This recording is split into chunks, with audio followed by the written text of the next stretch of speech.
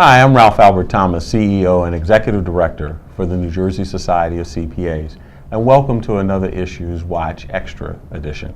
Today I have the pleasure of having Michele Siekerka, who is the President and CEO of the New Jersey Business and Industry, better known as BIA. Yes. So welcome, Michele. We're glad to have you here. And just before we get into our chat and conversation, I just want to say it's been an extreme pleasure, working with BIA, and particularly now I think we're working towards a more enriched and enhanced relationship. So it's been great. And Michelle's been on board. Is it 6 months yet? Just past 6 months. Just past 6 months here. So she's got a lot to talk about in that 6 months. So let's get started. Both of us have done surveys amongst our constituents and members. I know our survey indicated optimism, but sort of a reduced optimism, if you will. And also our survey from our national organization, the American Institute of CPAs, kind of indicated the same thing. But what are you hearing from your members? So we conducted our annual Business Outlook survey, and what our members told us is that they were entering 2015 cautiously optimistic for what would lie ahead. So people always ask us, well, optimism is good, but why cautious? And cautious because they need regulatory and political certainty, and businesses don't feel as though they have it right now in the state of New Jersey, and we can understand why.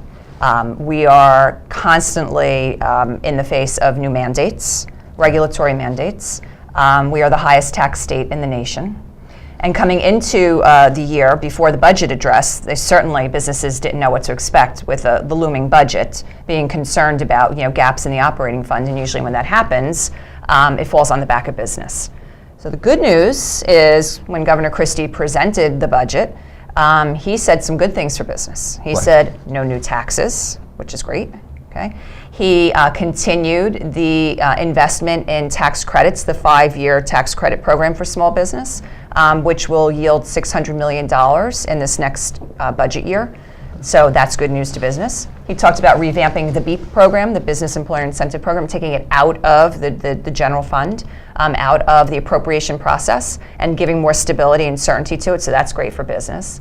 And then the last thing he said is we're going to take on the pension crisis in the state of New Jersey.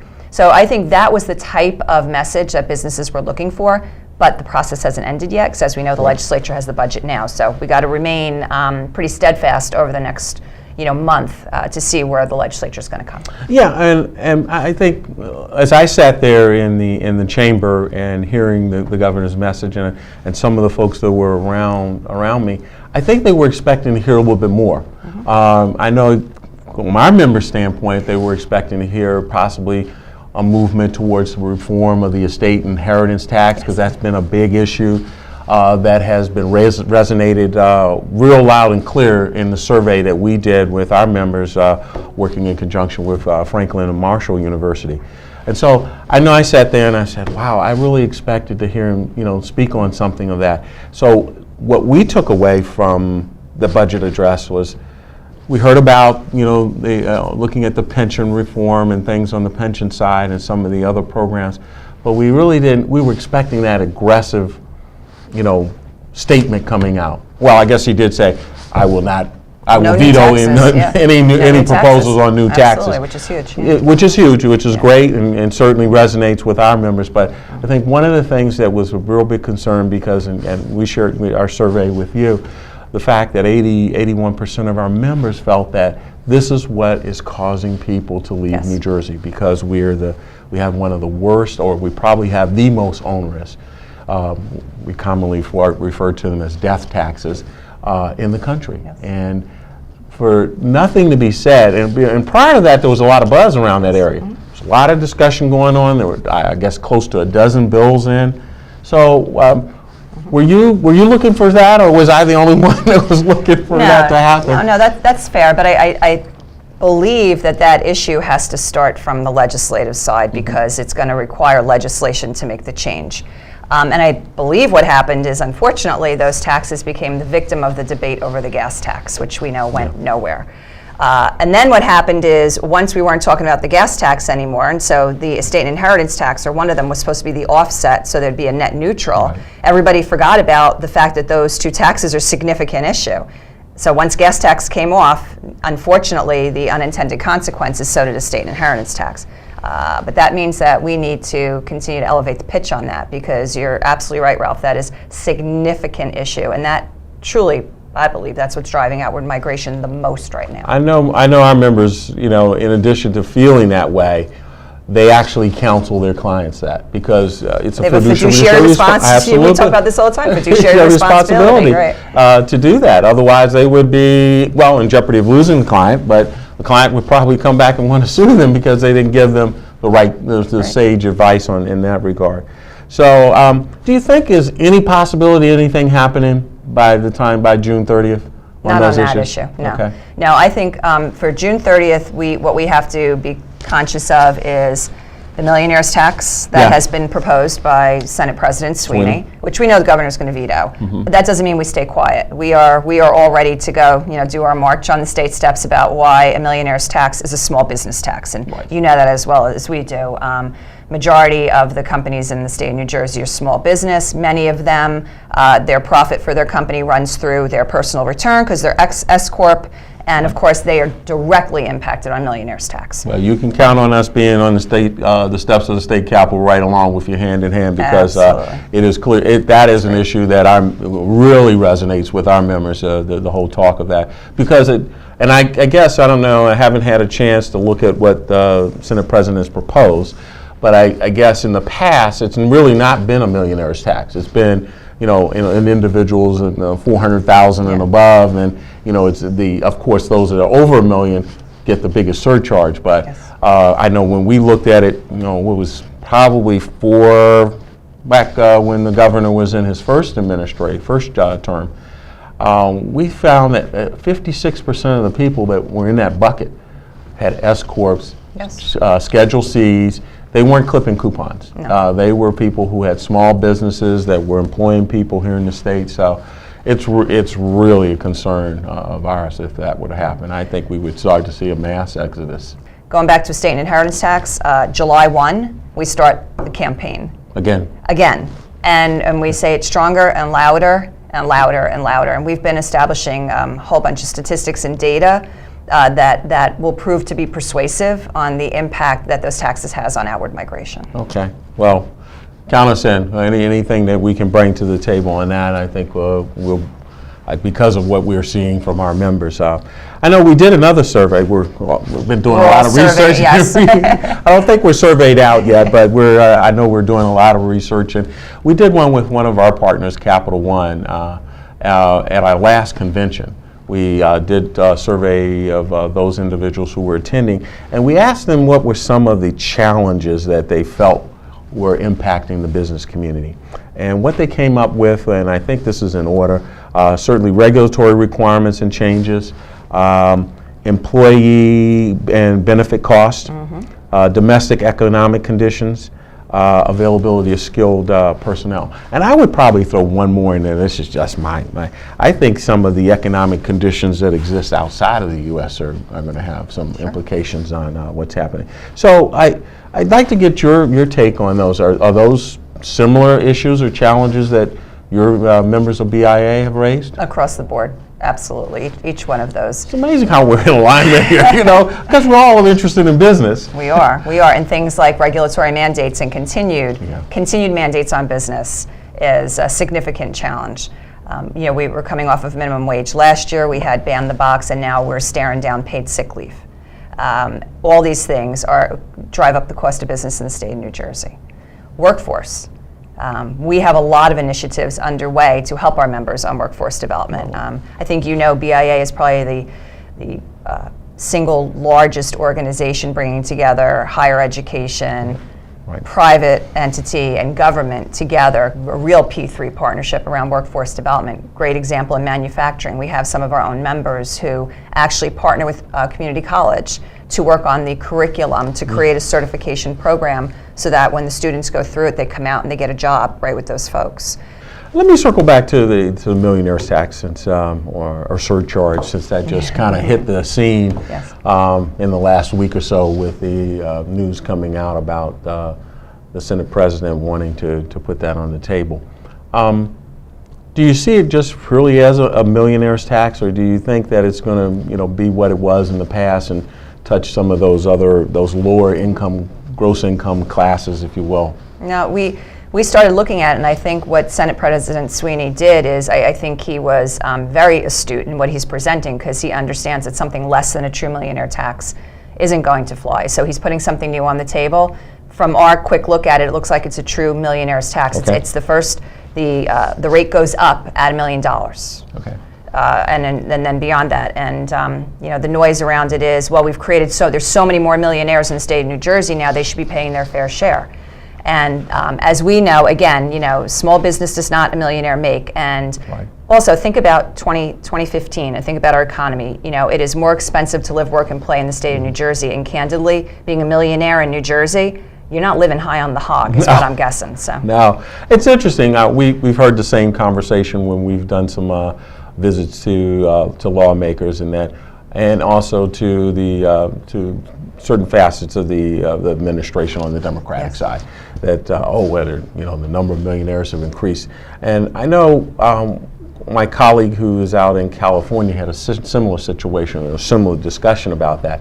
But what gets me is that they, I guess, don't look at the whole. They say we've got all this increase in millionaires, and it's really the people that are just creeping over the millionaire threshold. Exactly. And the folks at the higher end are the ones that are leaving and have the ability to leave.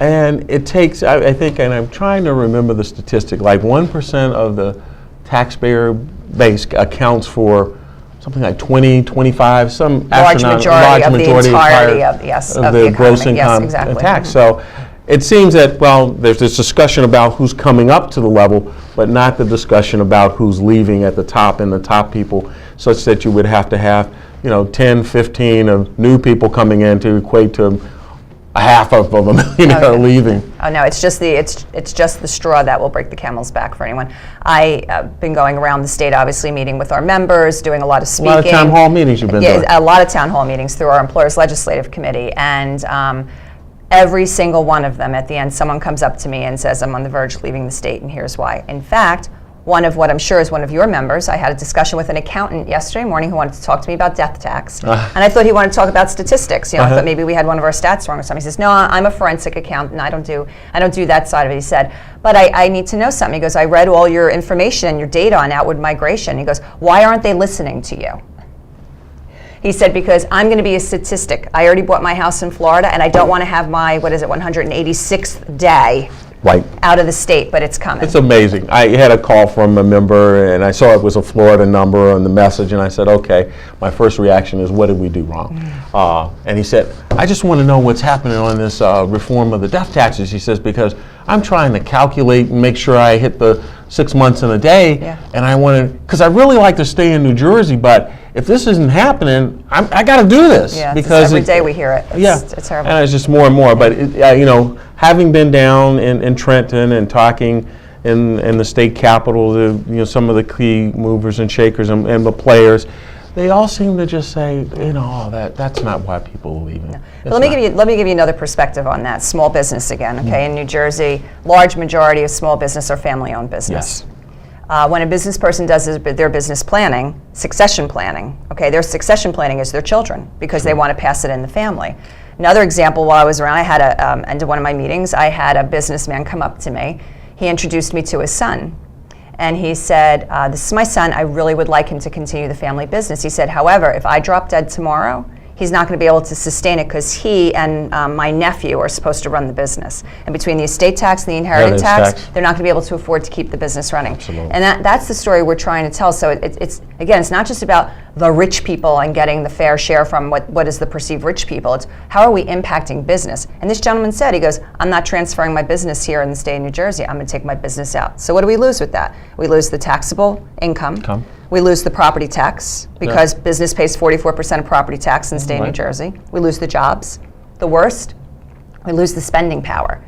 All these folks who are on the verge of retirement built all their affluence in the state of New Jersey. And they're going to take it elsewhere. And they're going to take it and spend it in another market. Right. And it just boggles me when we have these conversations that they don't look at the whole. This on a holistic basis of the implications. They center in on one particular piece, and and try to work the issue down from Well, there. absolutely. And this year it was, so taking it into the budget, this year the statement was we can't afford to lose $400 million in this budget cycle, which is what they calculated, taking the threshold up of the estate tax. To which our response was, well, let's see, we lost $8.7 billion between 9 and 10, and we lost 15.7 between 2000 and 2010. $15.7 billion in taxable income because of outward migration of people who left the state. If we had that taxable income in our general fund today, we wouldn't have a problem. So I don't know. It's as you say, it is mind-boggling about that, how they just don't look at it. So what other issues do you see percolating in 2015? And I know we want to get through June 30th and hopefully, well, let me first ask you, do you think we'll have a budget by June 30th? I do. You do? Mm-hmm. I do. I think it'll be 11:59 on June 30th p.m., but I think we'll have it. Okay. I was just wondering if we remember the days when, in the previous administration, we shut down and it was just like it was a ghost town in Atlantic City because they weren't deemed to be, the regulators weren't deemed to be, what do they call it? Critical staff. Yes. And so essential personnel. Essential personnel. Right. And then the governor came in, and one of his first executive orders was to deem that would never happen again. Yeah. You couldn't shut down Atlantic City. The joke back then, we happened to be visiting with friends we met in Las Vegas when the state shut down here. So the big news in Las Vegas was how they just shut down Atlantic City, and everybody out there is laughing, going, do they not understand how much money they're losing because they just shut down Atlantic City over political reasons? I think reality sunk in very quickly, and that's why people came to an agreement there. I don't think we'll see anything like that again this year. Well, that's good, because we certainly, our members have had a really bad tax season, and so I don't think having something like this, having the state shut down would just not be the icing on the cake. It would be flattening the cake.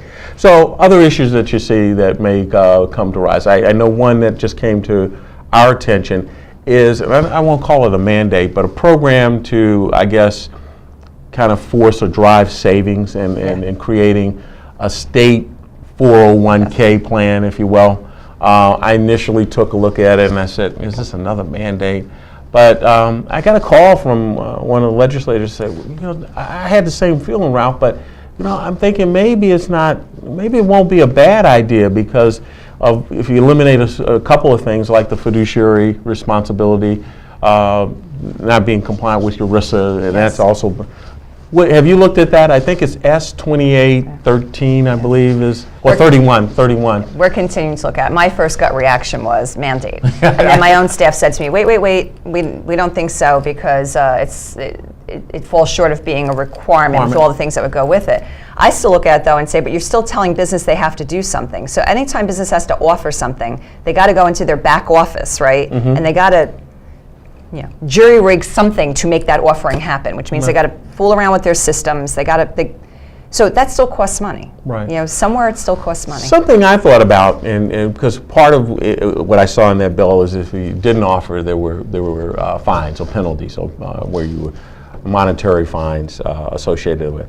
What if we took an approach of offering businesses incentives to get people? Well, this is, so you're right on the theme of what we call our paradigm shift at BIA. When I go out and I talk about issues, why can't we get our legislators to start talking about rewarding good business conduct as opposed to legislating to the perceived bad actor, who generally is the exception to the norm, and then we drag all the good guys along. Paid sick leave's a great example of that, Ralph. We have over 70% of New Jersey businesses provide some type of paid sick leave. Over 90% provide some type of paid time off. Okay, those are some big statistics. So now we're legislating and wanting to put all those folks who already provide programs in a box because they're going to have to do it the way government says you're going to do it, versus trying to incentivize others to come along. And we know, why do businesses provide good welfare programs? Why do they provide health and days off and 401ks? Because it's what makes them competitive. And when they're competitive, they get good employees. Right. When they get good employees, they make a good product, leads to good sales, leads to profit, they reinvest, right? Isn't that the formula? That's what seems to work in our business. Yes. So I guess the question is, Is it really broken? Do we need to do a fix to this thing? But that is exactly, and again, it's like that perceived bad actor. Go after them in a different way. We continue to want to legislate behavior, whether it's individual behavior or business behavior. Yeah? Every piece of legislation is about legislating behavior. And when the legislature, walks in and starts dictating the terms and conditions of employment, when good terms and conditions already exist, it's not necessary. Yeah. So we talked a little bit about 2015. What do you see on the horizon for 2016? Any big things? Will be, the national elections will be coming. What can happen there? Who's going to be in the race? And that's been a concern. The governor's been out of the state a lot, and I know people are saying, is anything really getting done? So, is there anything surfacing that you're hearing about that will be a big issue or a big topic in 2016? We have 3 gorillas in the state of New Jersey. Property tax, okay? Yeah. We have infrastructure funding, and then we have the pension. Those are the 3 gorillas that are really the systems that are so comprehensive and broken, and they're difficult to fix, right? So the governor was trying to take on one, and he stayed very focused on that. He has to continue to try that, and we have to be there to help support that. But the other one's transportation. Just like on July 1, we come out with the state and inheritance, and we don't want to do too many things at one time. We gotta step forward with a comprehensive and smart transportation strategy.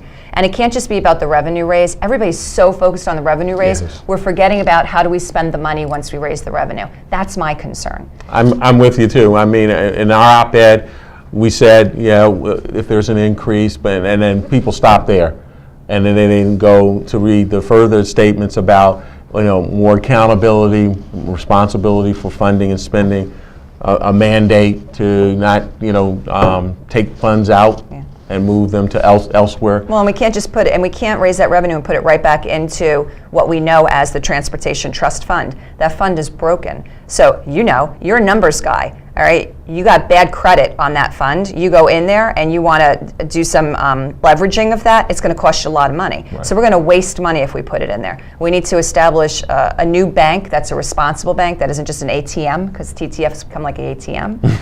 And we need to ensure that we prioritize the projects the right way and then fund them the right way. Okay. Well, I guess we have no shortage of issues. No shortage of issues. I wish the list would get decreased. Accountants love to say check off the thing and this is done and we've covered all the bases. But anything else that we haven't chatted about that you think? Well, we shouldn't leave on a negative note. Okay, I'm a glass half full girl, and there's a lot of good stuff going on in the state of New Jersey. Yeah. So I think that we're doing an excellent job. We talked about workforce development a little bit before. I think workforce development efforts are outstanding. We still remain highly educated state, the best in the country when it comes to education. So let's not forget that. And a cost comes with that. A little bit of why is it expensive in New Jersey? Because we've got the #1 education system. So that's positive. Our efforts in innovation.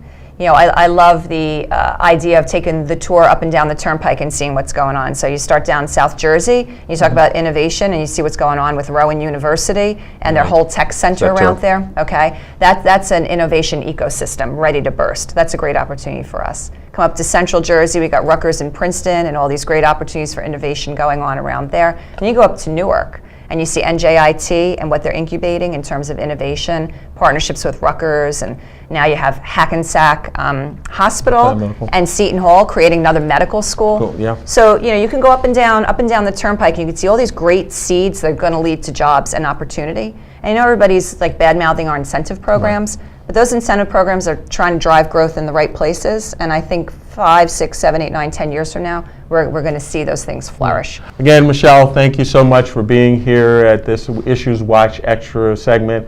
It's been a pleasure to have you. We look forward to maybe getting you back maybe in a little while to talk and update us on what we talked about here today. So thank you for coming, and thank all of you out there for tuning in to the program.